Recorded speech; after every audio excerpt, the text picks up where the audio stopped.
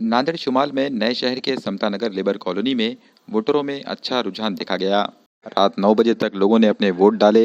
पानी की टांकी पर कायम बूथों में शाम 6 बजे गेट बंद कर दी गई, लेकिन बूथ में वोट डालने के लिए इतनी भीड़ मौजूद थी कि रायदही का अमल मुकम्मल होने में 9 बज गए।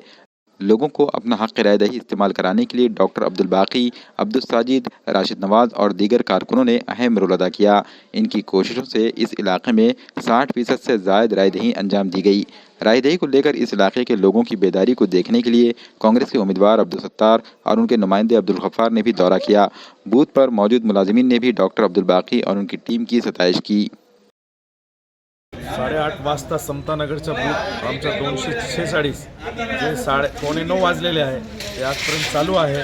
हे लोकतंत्राचं जे पर्व आहे याचा उत्साह मतदारमध्ये इकडे दिसत आहे।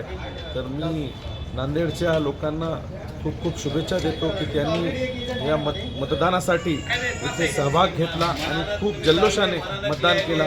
परत एकदा नांदेडच्या वासियांना एकदा माझी खूप खूप शुभेच्छा आणि खूप चांगल्या पद्धतीने इकडे मतदान केलं। मतदान इकडे जवळपास 60% आसपास मतदान झालेलं आहे आणि आता जवळपास 8:30 वाजले तरी मतदान चालू आहे समतानगरचं इथे व बूथ नंबर 246वर अजून मतदान आतमध्ये चालू आहे। तुम्ही पाहू शकता इकडे लाईव्हमध्ये।